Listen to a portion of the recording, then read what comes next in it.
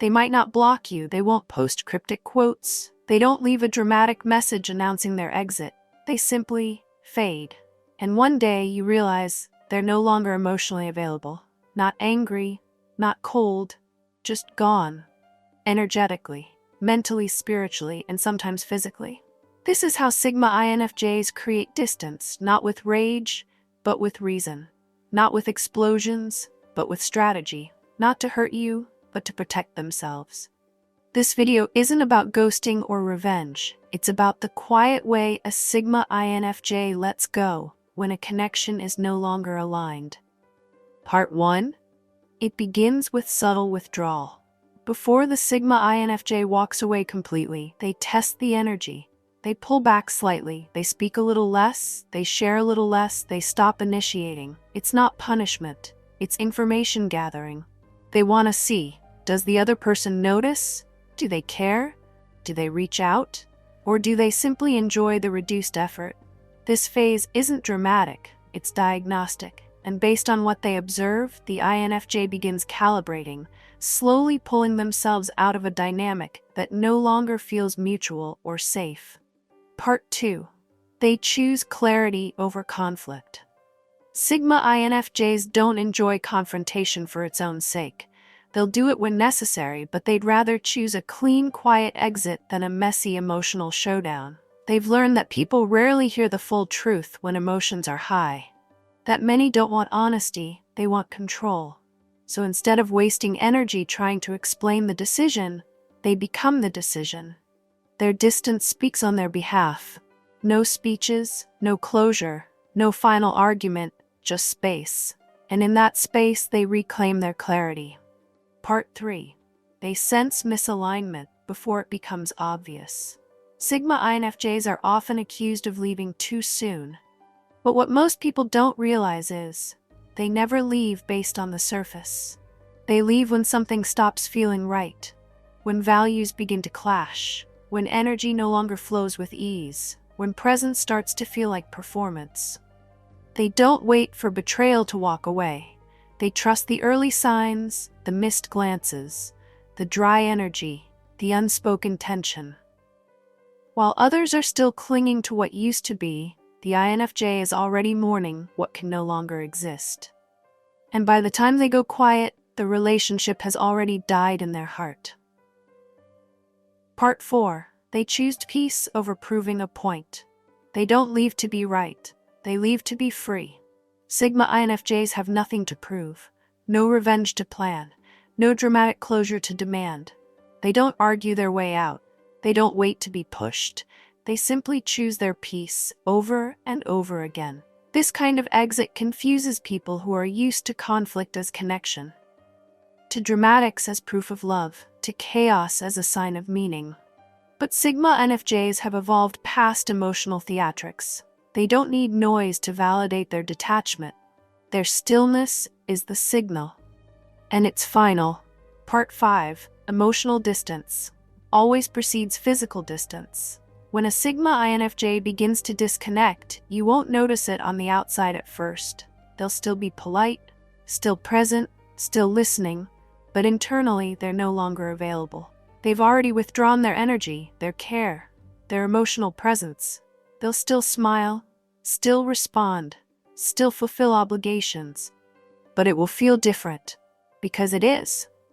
Once that internal bridge is burned, the outer steps are simply a matter of time. And by the time they stop responding altogether, they're long gone in every way that matters. Part 6. They detach without needing to demonize. Some people create distance by blaming, attacking, accusing, not the Sigma INFJ. They don't need you to be the villain for them to walk away. They don't paint you as toxic when you are not. They don't campaign for sympathy. They simply recognize misalignment and act accordingly. They understand that not every relationship has to end in flames to justify an exit.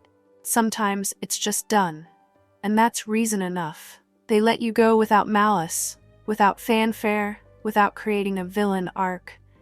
They outgrow quietly, and when they leave, they take their peace with them. Part 7. They don't explain distance they've earned the right to create. When a Sigma INFJ detaches, people often ask, "Why didn't you tell me? Why didn't you say anything? Why didn't you fight for us?" The answer is simple: because they already did. They explained with presence. They fought with effort. They spoke with consistency. But when all of that went unnoticed, unreciprocated, or disrespected, they stopped trying. By the time they create distance, they've already overextended themselves emotionally, and they no longer feel obligated to defend a boundary that was born from exhaustion. Part 8. Distance is their way of preserving dignity. Not every relationship needs to end in a storm. Some just need space.